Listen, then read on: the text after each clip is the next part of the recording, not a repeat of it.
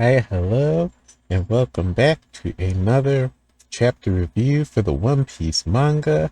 Today we've got chapter 1126 titled Taking Responsibility. I've heard the rumblings throughout the week that this is a pretty hyped chapter, so I'm excited to hop in and see what's going on here. We've got a nice continuation of the cover story. Onichad Yamato and the Holy Inari Shrine Pilgrimage, Volume 14. We're already 14 volumes into this cover story. This is a long one. A local silver shop in Kurdi is reporting missing girls. So something is happening in Kurdi. Missing girls. Interesting. Who could be behind that?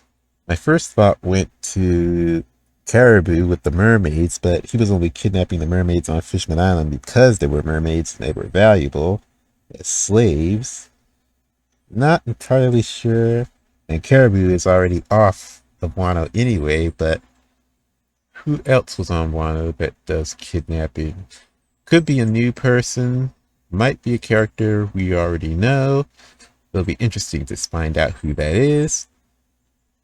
Notes from Oda. Just as I was feeling low about my favorite tonkatsu place not delivering, I found it. Another person's tonkatsu is just as tasty. So, Oda, talking about food, tonkatsu is pretty good. Okay, started the chapter. We are partying, it looks like. We got Oimo and Kashi. It was a while after you guys left at Water 7. We couldn't wait to see the captains again, so we went to Little Garden ourselves. Catching up with the giants. So Oimo and Kashi went to Little Garden, and that's how they reunited with Dory and Broggy. Luffy eating two huge pieces of meat. So that's what happened. Anyone be curious after 100 years? You got this nice shot of all the giant pirates around, and the straw hats sitting on the giant food in the middle. There's all of them. I see Jinbei, there's Luffy, and I'm not sure who else is there. So it looks like just three of them. You think a punch is enough to take down these stubbornos? Da pa pa pa, that's a real problem. We were in a duel to the death. In the end, they got us to go back to Elbaf with them. We had to arm ourselves again.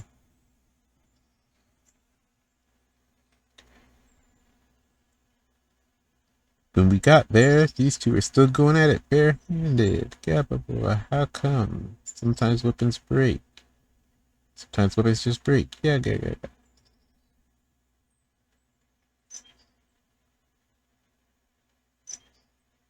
We had to arm ourselves again. You went for new weapons, says Nami. So you're still fighting? Of course. I'm done. Nami starts to take a drink. Come on, Nami, didn't you learn anything back on Little Garden? Usopp. You tell her, Usopp, says Luffy. This is some strong booze. Sanji drinking booze.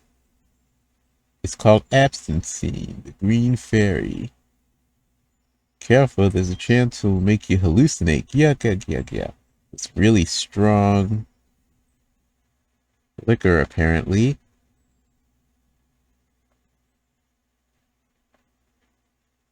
Okay, there's a giant with a mustache.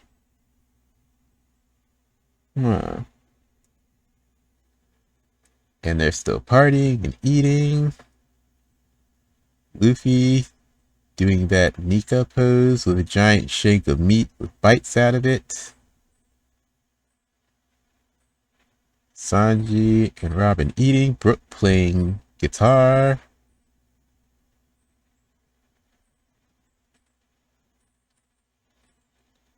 Sanji and Usopp kind of singing. Jinbei laughing. Frankie doing his pose. Zoro laughing. Chopper, Nami. One of the giants has the same kind of helmet as Harujin. Origin, which I guess is the same helmet, sort of, based on Dory's helmet. Okay. We finally got to reach it together, says Bonnie in her child form. And there's Kuma smiling. The horizon. So Kuma and Bonnie are finally sailing together. Something that they never got to do. An incident occurred just over a month ago here at Gartel Island in the New World. So an incident happened a month ago. The pirate Bartholomew the pirate Bartolomeo the Cannibal entered Emperor Red Hair Shanks' territory and burned the city's flag, a blatant affront to the Emperor. Oh yeah, that did happen. So that was a month ago in the story time when Bartolomeo attacked Shanks' territory. Okay.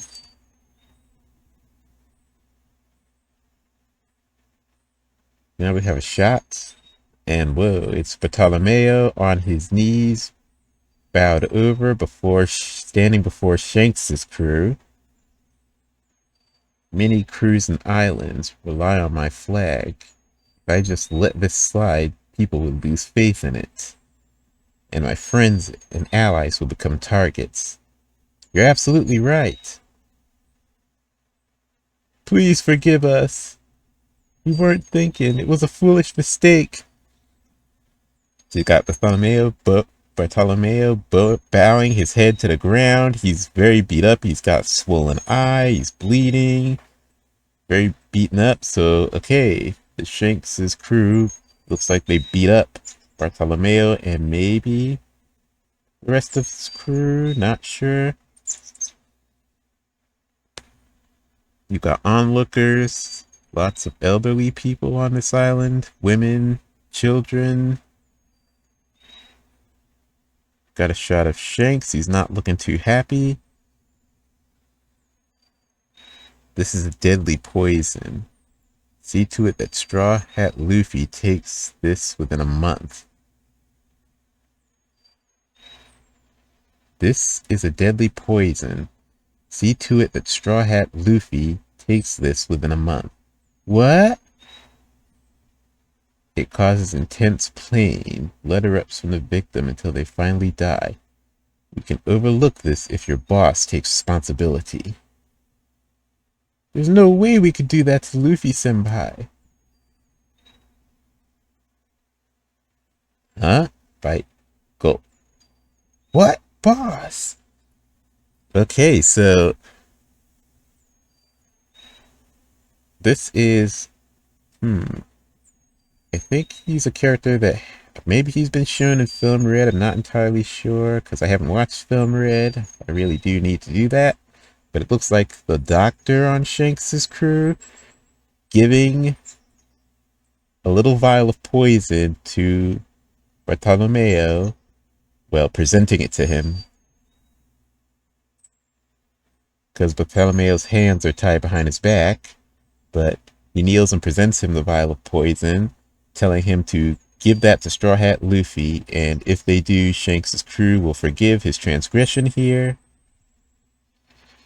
And Bartolomeo says he can't do that, so he takes the bottle, he grabs it with his teeth, and drinks the poison. Okay.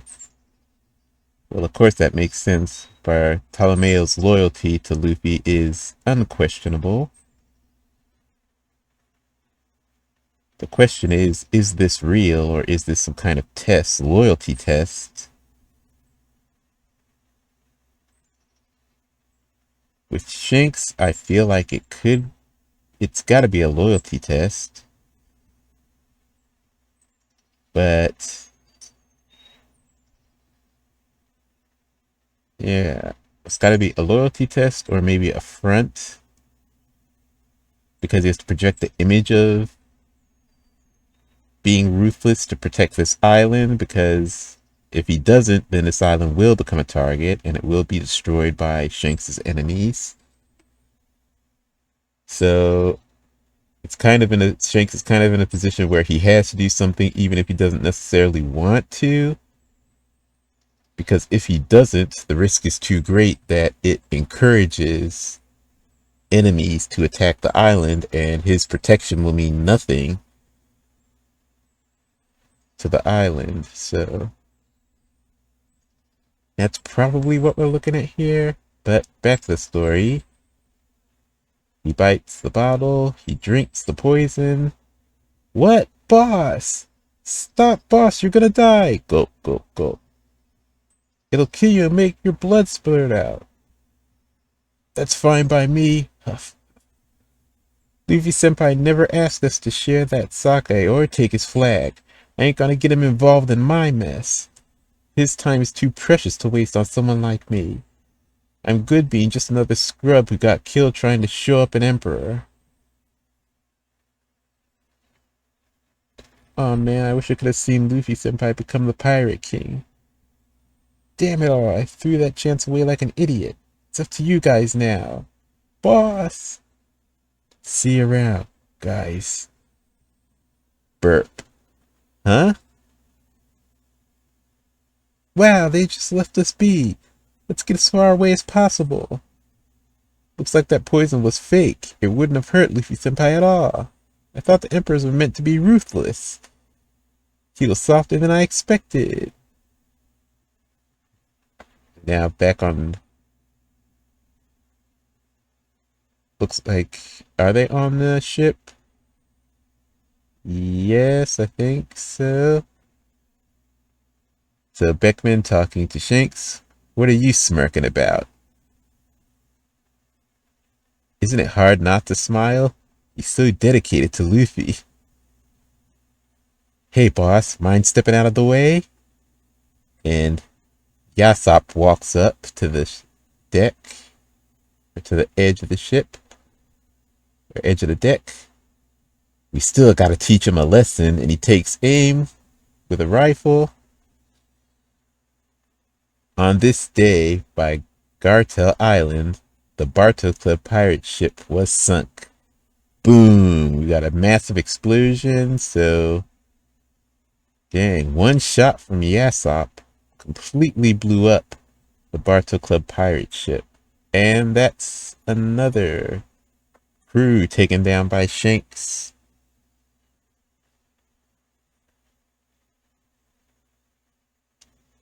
So that's two. That's Kid. That's Bartolomeo. It's just a ship sank, so... And the narrator just makes specific note that it's the Barto Club pirate ship that got sunk. He doesn't make the note that the crew was eliminated in the way he did with Kid. And I guess that makes sense because Kid was being himself and going off the rail with no regard for any sort of respect for the civilians' lives or the Yonko. Meanwhile, with the Bartolomeo situation, it's just that he got a little bit too uppity and kind of disrespected a Yonko, and in that process created a threat to the Yonko's territory. So Yasop, being very pragmatic, is saying we still do have to teach them a lesson after this. We can't just let them go away scot-free. Blowing up the ship. Okay. Oh, and the next page, or next end of the next panel, end of the page, it is unknown if there are any survivors. That adds a whole lot to it. So that was a fatal blow, or a blow that is potentially fatal. There was no restraint on that. So no restraint at all from Yasop. He went full force. One shot, I guess some sort of explosive round? Or maybe hockey infused bullets could cause an explosion like that, possibly. Either way, very powerful. One shot from Yasop. Boom. Barto Club possibly dead. Possibly members of the crew dead. Bartolomeo does have that shield ability, so if he knew the shot was coming, he could have made a barrier.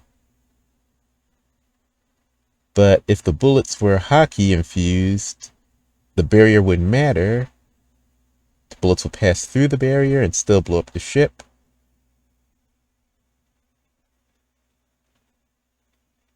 And doesn't look like it's a strength feat 100%. Not necessarily sure if it's an observation feat because, yeah, the Barto clip ship wasn't that far off. It was a little bit of a distance away, but not super far. Not like that shot Usopp made in Dressrosa or any of Usopp's feats that show off observation hockey, but I'm sure that Yasop has it too. Probably along with armament, which we haven't seen from Usopp yet. But it might be going a little bit too far to ascribe armament to Yasop. It could just simply be a super explosive round that he's firing, but it could be a result of hockey. You never know. So Barto Club destroyed.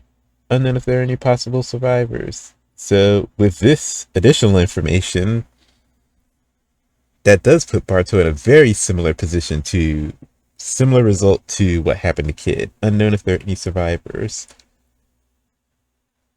So that's true crews related to Luffy. One is Luffy's ally directly. The other one is on okay, friendly-ish terms with Luffy. Like, I don't know if Luffy will flip out so much over Kid, but he'd definitely flip out over Bartolomeo, I think.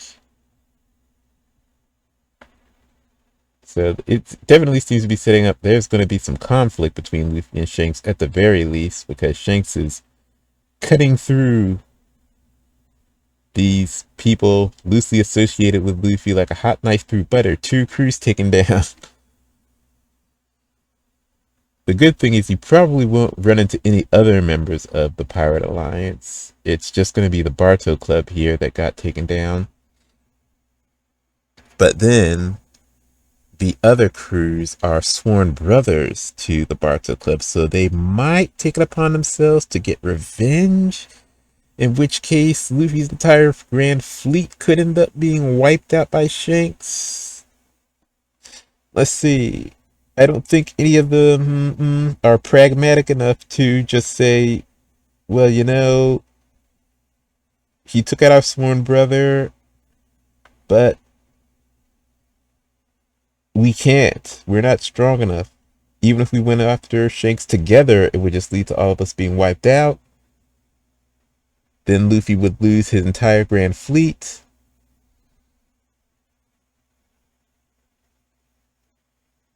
And I think that would really create tension between Luffy and Shanks in the race to the One Piece.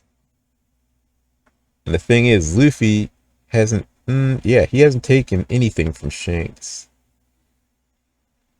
He's never crossed into Shanks' territory himself or done anything bad to Shanks. The only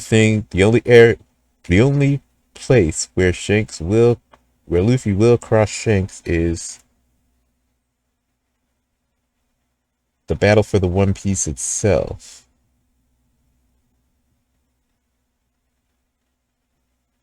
And Shanks is doing the right thing here because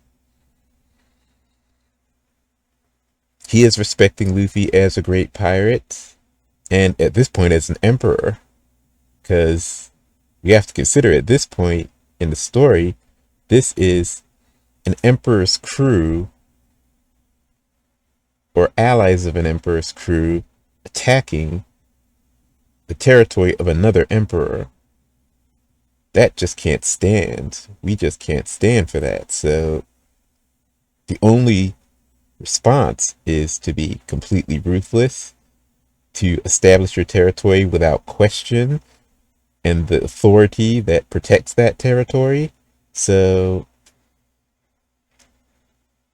Bartolomeo just kind of screwed himself over. He got overambitious, overzealous, didn't pay attention to what he was really doing, what it really meant to burn down the Emperor's flag hanging over the Emperor's territory in the name of Luffy, and not having anything to back that up. So this was, all things considered, as kind of result as possible. It wasn't Shanks giving them the divine departure, at the very least. It was Yasop sniping them from a distance. Still the same or a similar result, but not as direct. Bartolomeo was never even in the question of being in the running for the One Piece, but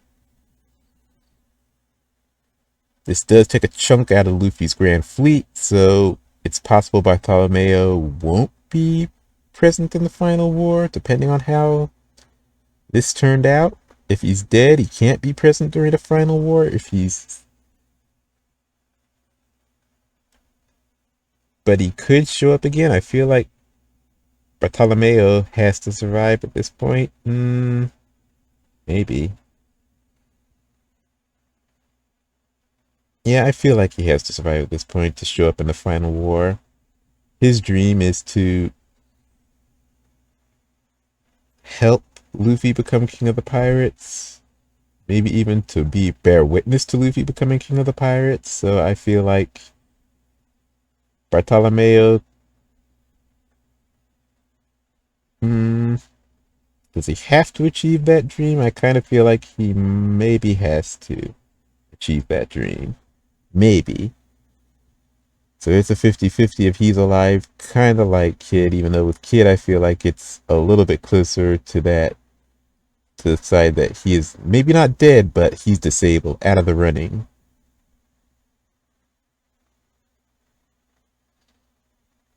Okay, let's get back to the story after this. Rip Bartolomeo and Rip Barto Club. Rip that section of Luffy's alliance. If Luffy was regular Yonko, he would have to retaliate to this because a section of his allied forces, his Grand Fleet, was just unceremoniously destroyed. Even though they did trespass on another Yonko's territory, there was no real effort to parley, but you're kind of beyond the point of parley when someone burns down the flag on your territory. That's a declaration. So, kind of beyond the point of parley, but rather than fight, usually Yonko do try to come to the negotiating table. So, if Luffy was a regular Yonko, this would be enough to start a war between the Straw Hats and the Red Hair forces, but that's probably not going to happen. Of course, Luffy doesn't know this has happened, so maybe once Luffy learns, it might, but kind of feel like Luffy's personality, he wouldn't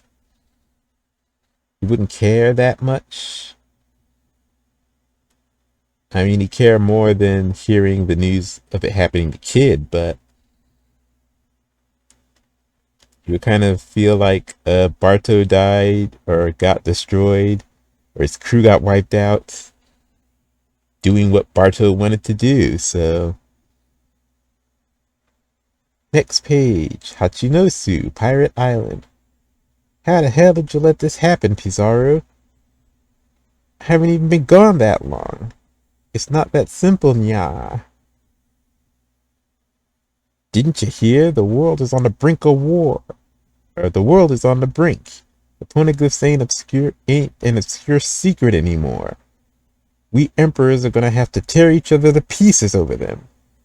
You think the government and navy are just gonna stand by? We ain't gonna win unless we're ready. Kobe was our ace in the hole, and you're telling me he got away? So you've got Blackbeard, very angry. He's pulling on Pizarro's mustache. Pizarro is still merged with the island, of course, so it's like a big rock or ground formation in the shape of Pizarro's head. And he's crying and he's apologizing. Blackbeard has got a pistol in his hand. So let's see, one pistol in his hand, and I only see one pistol in his belt. So where is the third one? Interesting. One in his hand. His other hand is grabbing and tugging on Pizarro's mustache, so where is that third pistol? Maybe he just wasn't drawn in.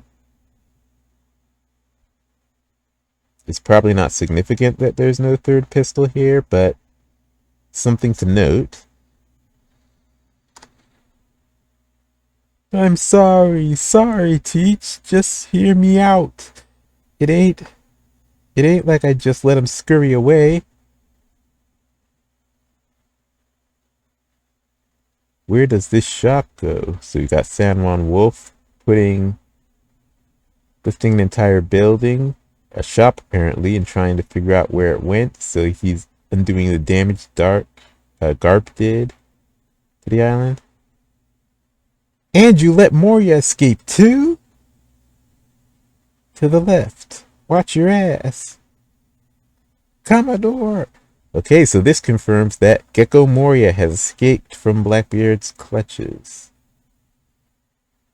This increases the likelihood that Gecko Moria will join the Cross Guild, because it was revealed in an original kind of concept sketch that Oda was doing for the Cross Guild. It had Perona and Moria. So if that comes to fruition, we will have Gecko Moria as part of the Cross Guild. And I really like that idea. I like Gecko Moria. So I'd be happy to have him be part of the Cross Guild. I was sad at the possibility that Blackbeard was going to kill him or recruit him to the Blackbeard Pirates. I would be much, much happier seeing Moria as part of the Cross Guild. So I like this, that he escaped. So I guess during the commotion, Gecko Moria managed to escape, which is good. Gecko Moria, former warlords to the Marines, world government will be hunting him down. Escape from Blackbeard. Blackbeard's going to be hunting him down because of his valuable devil fruit. Safety will be with the Cross Guild, so he would join the Cross Guild. If the Cross Guild ends up containing all of the former warlords except for Blackbeard and Law, that would be ideal. And I'm hoping that's where it ends up for the Cross Guild. Because at this point, it's the only protection there is out there for the Shichibukai, because they will have two forces after them now. The Marines, the Blackbeard Pirates, because the Blackbeard Pirates are hunting rare and powerful devil fruits, and all of the Shichibukai possess rare and powerful devil fruits, save for Mihawk. So it would be ideal for them all to band together in the Cross Guild, which is a Yonko crew. So it would be under the protection of the Yonko's forces, which is the only thing that would give Blackbeard something of pause in hunting them down. Same case for the world government, it would give something of pause for hunting them down. So it's kind of shaping up to be that the three main forces, well, all the main forces are starting to come to a head, as Blackbeard was yelling at Pizarro. The emperors are going to have to start going at each other, and it's already starting to happen.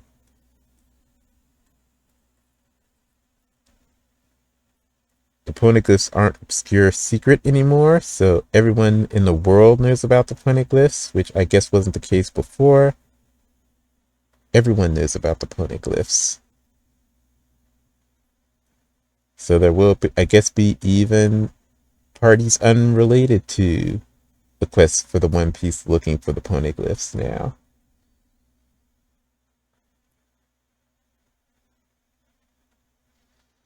Okay, now we've got members, just random members of the crew shouting, Commodore!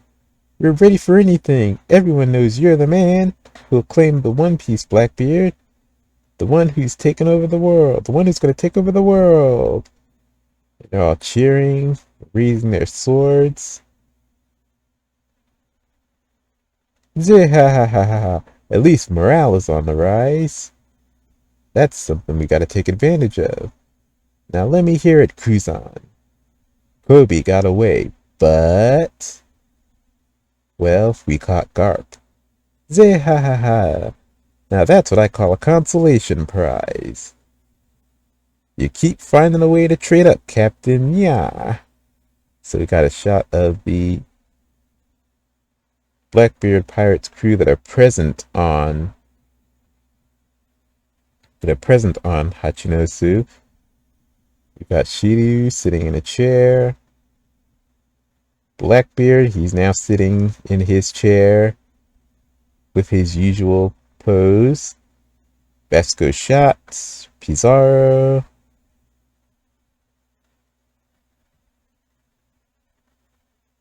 Got San Juan Wolf peering in through a window. And Jesus Burgess leaning against the wall. He's leaning against the wall that Pizarro is coming out of.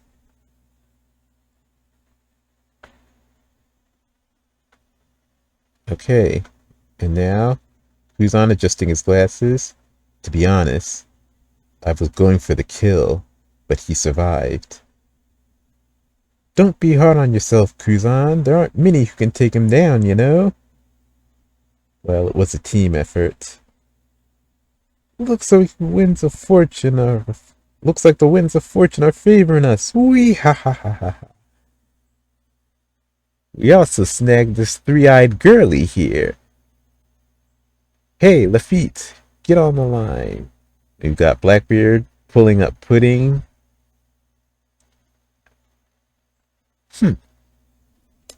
Okay, so there's Pudding.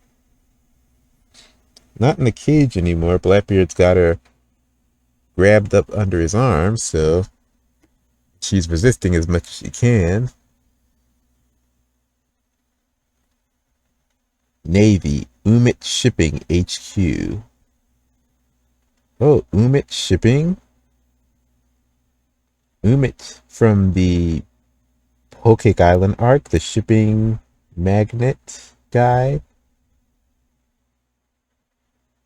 Now they said he was an underground, one of the underground bosses during the Big Mom arc, but I guess so is Morgan's, and Morgan's is underground. I guess sort of means like not exactly neutral, but not exactly on anyone's side in particular. So I'm guessing Umit Shipping, Navy HQ, Navy Umit Shipping HQ. Click. Yes, Commodore Teach. What are those revolutionaries up to? Seems like their siege is proving effective, and the red port spondolas are breaking down whenever they try to load them with food. All supply shipments from foreign nations have been halted too. Even when the Navy manages to secure food, they can't stop the sabotage gondolas from crashing.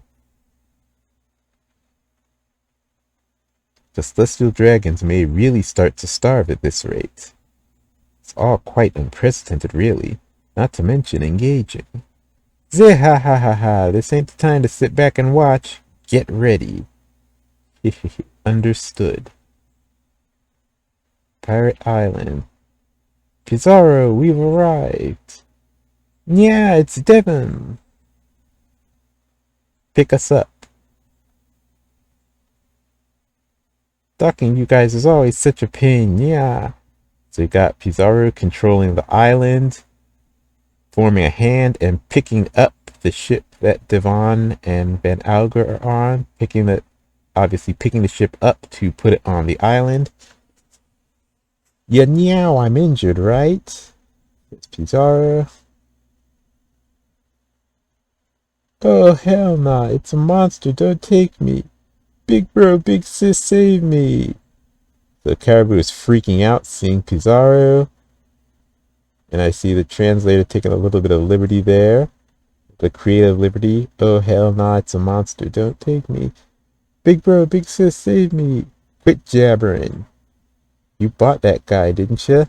Uh-huh. It's been 2 days since the giant warrior pirates set off from Egghead. However, even with the sailing speed of the Great Eric, they have yet to arrive at Elbaf. What's going on? Did we all pass out drunk? Where's the sunny gone? I can't see it. What could have caused this?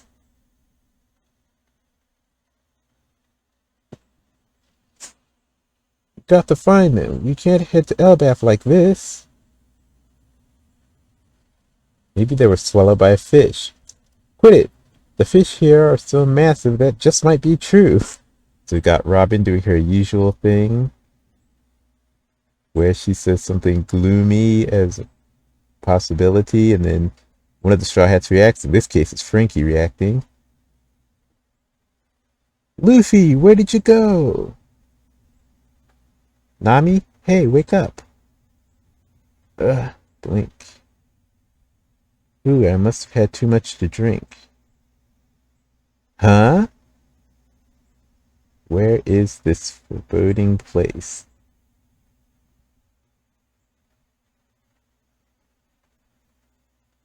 So, let's see. Looks like we're going to have a little bit of a something happening before we get to Elbaf. So, judging from the last panel or page here, the Sunny is missing. The question is, who was on the Sunny? Brook is with the giant pirates. We see Jinbei, Robin, Frankie. Jinbei, Robin, Frankie, and Brook. All with the giant pirates. So who was on the Sunny when it was taken or sailed away or whatever? Also, it's been 2 days.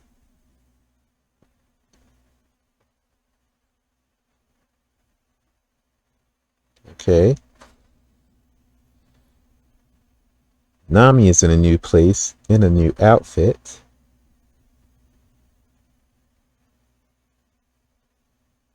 Is this going to be Nami's Elbaf outfit or just for this arc? Not entirely sure. There's no real clues to where this place could possibly be. It looks like it's kind of fancy. It's kind of like, almost like a castle. There are lots of little pegs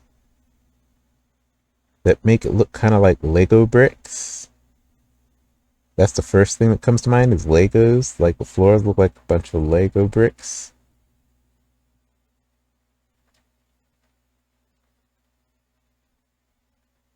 And there's decorations, chandeliers on the wall, and flower pots. And they actually look like Legos too. This is very Lego-ish. So I'm thinking this is intentional at this rate. It is intentionally invoking the imagery of Legos. So, who could this be, and how could they have taken the Straw Hats, taken the Sunny? Is this the Sunny? It can't be the Sun. No, it's not the Sunny. I'm the Sunny. Hmm. Yeah, this doesn't look like any place on the Sunny. It looks like a castle.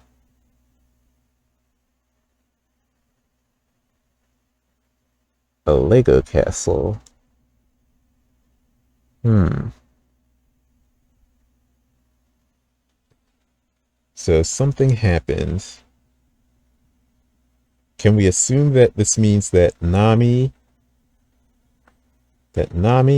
Luffy, Zoro, Sanji, Usopp, and Chopper are here?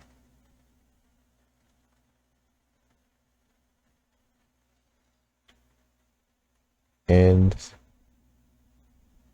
it says no break next week, so that's good. We will be continuing on with this, but what is this Lego place? The Sunny gets taken. Nami wakes up in a Legolandish looking place. Looks like a Lego castle. I'm assuming Luffy is there, and Luffy might be the one who woke her up. And we'll see Luffy in a second, or at the start of the next chapter. This is really interesting. I figured it wouldn't be a straight shot to Elbaf, and I'm glad it wasn't. Because I feel like there should be a little bit of an easing and a transition into Elbaf. It shouldn't just be Egghead ends and then boom, 2, 3 chapters later, we're sitting in Elbaf. So glad for that. This will give us a chance to develop things a little bit more and head into Elbaf with a more structured transition. So that's a plus in my book. The question is, how did this happen? And who could have done this? You ever seen anyone with toy/Lego powers in the story so far? The closest we have is forgetting her. I'm blanking on her name from Dressrosa, from Doflamingo's crew, who could turn everyone into dolls. And that's not the case here, so she's ruled out. This has to be a new character. If this is,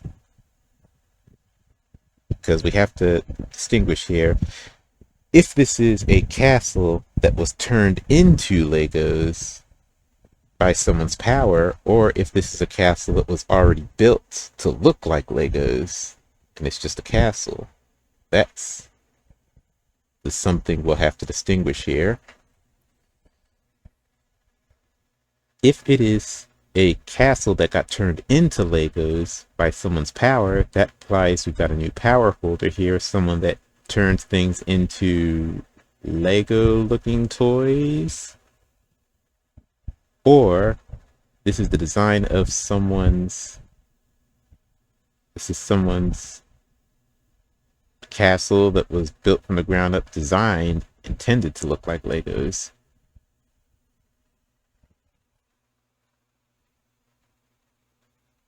Oh yeah, I forgot Bonnie and Kuma. I believe they were sitting on the Sunny too. So could they be with the Straw Hats that were taken? Okay. But then back to the question, who could have done it? And for what purpose? Could this be a new character, new start of a new, maybe a sub arc? It's possible. There's a lot. So yeah, this is actually pretty hype. We got to see more of the rumblings, and as I expected, I think with this chapter we've closed out and shown all the characters. Well, no, all except one. We've shown all the Big 12 from that panel that said these are the top contenders in the running for the One Piece. because of course, we've seen Luffy, we've seen Blackbeard, we've seen Blackbeard in this chapter here. We've seen Buggy, we've seen Kobe, we've seen Shanks, we've seen Dragon, we've seen Kuzan, we've seen Akainu, we've seen Garling. Okay. We haven't seen the mysterious silhouetted figure. We've seen Sabo. I'm probably forgetting some people, but yeah, we've seen all the top contenders for the One Piece at this point. So that's good. I'm thinking from this stage on, we should get more periodic updates on those characters that are closest to the One Piece. Oh yes, Emu. We've seen Emu. So we've got that. We got further establishment of Shanks as taking no nonsense from these rookies that are encroaching on his territory and trying to do damage. Taking out the Barto Club is a big one. That could be a step towards a conflict with Luffy. Could be, possibly. A step towards conflict with Luffy. It more likely is a step towards conflict with Luffy's fleet.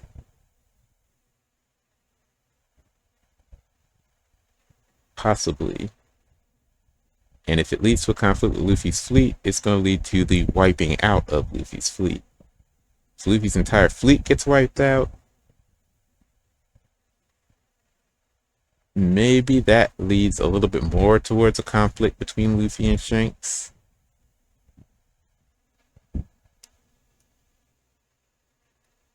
But Shanks is on the move 100%. Shanks' crew kill count is already at 2. Blackbeard is at 1. And, well, I guess, could we count Garp?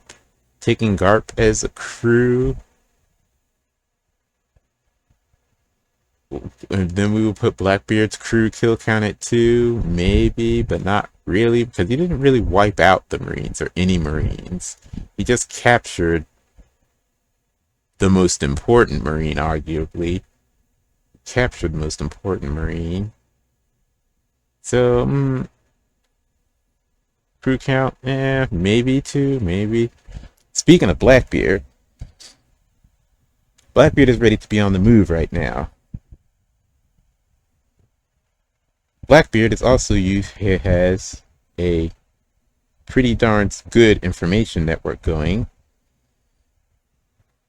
because he's keeping tabs on what's happening in Mary Joie. He's keeping tabs on what the revolutionaries are doing, which makes sense. After his clash with the revolutionaries, he would have to keep an eye on them.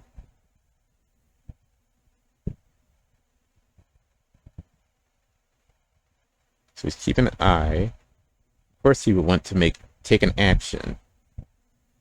If he finds the world government in a severely weakened spot, he could take action on the world government, seize that opportunity. Or if he finds revolutionaries in a severely weakened spot from fighting the world government, he could pounce on them. He could pounce on basically whichever party is losing. He could pounce and take advantage. So keeping an eye on that, keeping tabs on that is ideal for Blackbeard. And this confirms that the revolutionaries are still managing to keep food from reaching Mary Joie. It may eventually reach the point where the Celestial Dragons actually start to starve, and then we might get to see some more action from the world government, even though they are taking action, at least at the very top. Eam is taking action. Eam appointing Garling as the new Gorosei. Speaking of Gorosei, now that they have Saturn Katarina Devon has the ability to disguise herself as Saturn, but that's absolutely useless at this point in terms of infiltrating the world government because it'll fool it'll fool any underlings that don't know Saturn is dead. That's who it will fool. It won't fool anyone in the upper echelon because they all know Saturn is dead. Emi knows, Darling knows, the other Gorosei know. The top of the Marines know. Does Akainu know? That is the question mark here. If Akainu doesn't know, then he could be fooled. But Katarina Devon's disguise as Saturn lost a lot of value when Saturn was killed. A whole lot of value. So the question is, what does Emu killing Saturn hurt Blackbeard's original plan? Or was Blackbeard's original plan not related to that? I feel like it has to be related to that, because what other point would there be to disguising yourself as Saturn?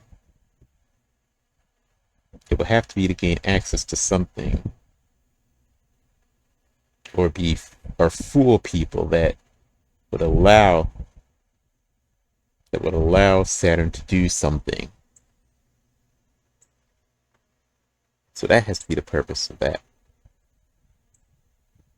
Blackbeard still has a poneglyph to track down. Shanks, I believe, maybe still has a poneglyph to track down. Luffy still has one to track down. Buggy still has at least one to track down.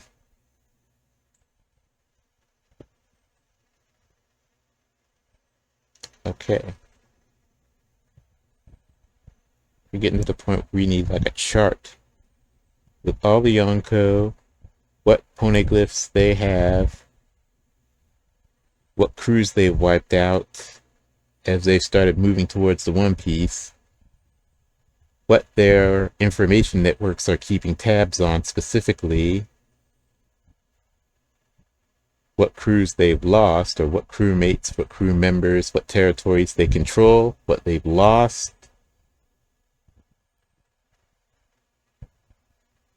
So yeah, we're going to need to keep track of a lot of information related to these Yonko as they move towards the One Piece.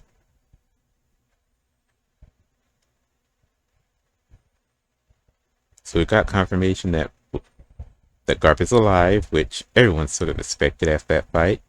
Kuzan says he went for the kill shot, but Garp didn't die, which is interesting. I don't know if that's necessarily true, but it could be true that Kuzan went for the kill. If Kuzan went for the kill, it may have been out of mercy because he didn't want Garp to live as a hostage, be a hostage to Blackbeard and the pirates. He wanted Garp to complete his sacrifice. Or it could be that he genuinely just wanted to kill Garp for being in the way. That feels a little bit less likely. And that is if Kuzan actually went for the kill at all. Him saying he went for the kill could just be a bluff so that he keeps in good standing with the Blackbeard pirates. He went for the kill and Garp survived it. So there's a lot of room to what meaning could be behind Kuzan's words there. Gecko Moria escaped. Please let Gecko Moria join the Cross Guild. That has to happen at this point. I want Gecko Moria in the Cross Guild. The fandom also wants Doflamingo in the Cross Guild, and I think those are two very, very likely. Like, ideally, I'd be happy to see all the warlords, as I said before, become part of the Cross Guild. Because where else are they going to go? They can't have an alliance with the world government anymore. Individually, they're okay on their own, but Blackbeard is going to hunt them down. He's already come after Boa. He wiped out Law. That's two former warlords. So, and actually keeping that in mind, Doflamingo could be on Blackbeard's hit list. Blackbeard could end up being the assassins coming after Doflamingo before the world government assassins do. And Doflamingo will have to escape. He could join the Cross Guild. The Cross Guild could, it already is like a real force, a real threat, an actual Yonko crew, and it could grow its force. It could grow its force exponentially by having more of the warlords join and eventually having all 7 of them, because all of the warlords together were supposed to be a force strong enough to repel a Yonko. That was part of keeping the balance of powers in the world intended by the world government. So if all of the cross guild, if all of the Yonko become cross guild, that creates a Yonko force for Buggy, who already has a Yonko force starting out, just by the sheer number of his crew, and his reputation and his legacy. Buggy has Yonko status. With the 7 warlords, he will have a Yonko crew, Yonko style crew, with Yonko, the officer levels of their crew, like Blackbeard's 10 Titanic captains, Kaido's Toby Ropo, Big Mom's Sweet Commanders. The former warlords would be Buggies at that level. Yonko commander level is Yonko commanders. So I think that will work out very nicely.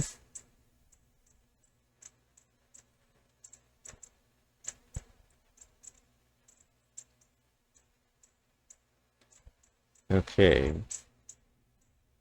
So we got that. Then we have the confirmation that Dory and Brokey haven't stopped fighting. Of course their fight continues. They've got new weapons, which is going to be interesting. I hope we get to learn a little bit about where they got these new weapons, how they're created. Because the weapons for giants, like Dory and Brokey, have to be crafted by a very skilled giant weaponsmith. And what materials are they made out of? Obviously, Dory and Brokey's weapons weren't like Mato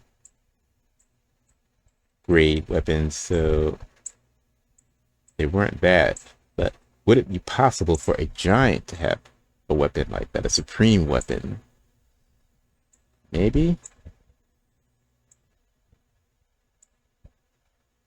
Interesting. A supreme grade weapon for a giant. That could be a possibility if it doesn't already exist. The thing about that is only giants will be able to use it, so it would be kind of not that useful practically for the rest of the world. But maybe it's possible. But Dory and Brokey have new weapons.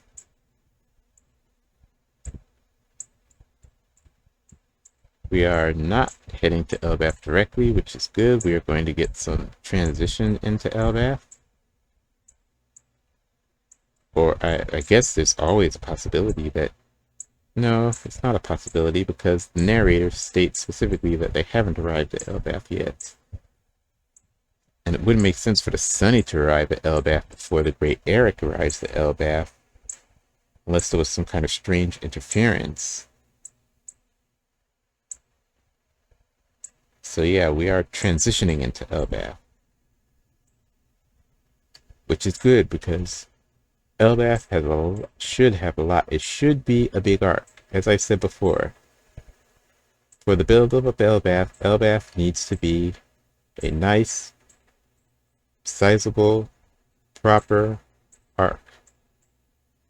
The thing about that is we are kind of past the point in the story where it's easy to create villains, easy to create a villain, introduce a villain who's at the top, ruling over an island.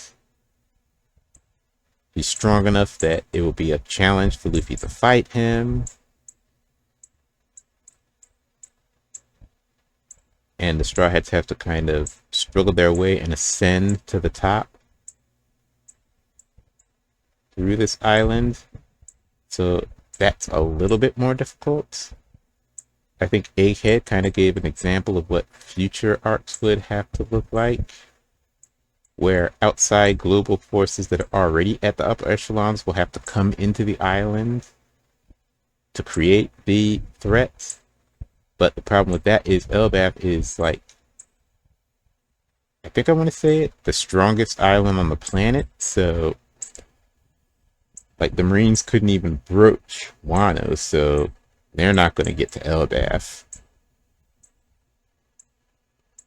I think Elbaf is going to be another isolated, mostly isolated situation like Wano is because of the strength of the giants. Also, it's Shanks' territory, so it is a Yonko territory. So the world government wouldn't mess with it anyway just because of that. But it doesn't even really need Shanks' protection because the giants are so strong. The world government can't mess with them like the samurai of Wano.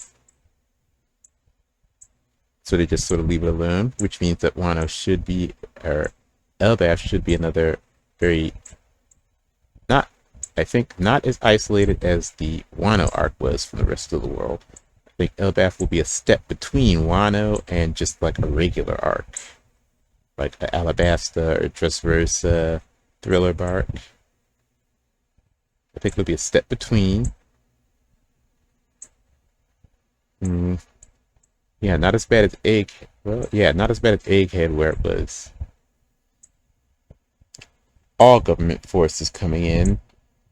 Egghead was basically a government arc, since Egghead was a government facility until, basically a government facility until Vegapunk's betrayal.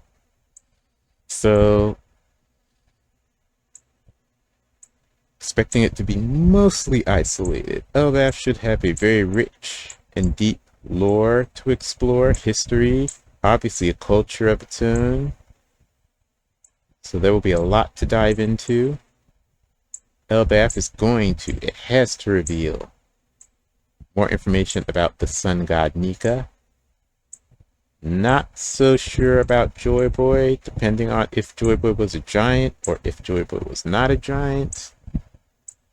Maybe Joy Boy was a giant. If Joy Boy was a giant, there might be some information about Joy Boy. If Joy Boy wasn't a giant, maybe not. But definitely information about Nika, because Nika is worshipped in Elbaf. So, of course they would have to have lore about Nika. Okay. I think that's going to be it for this. Thank you so much for watching. Please like and comment and subscribe, and I will catch you in the next chapter. Until then, take care of yourselves, people.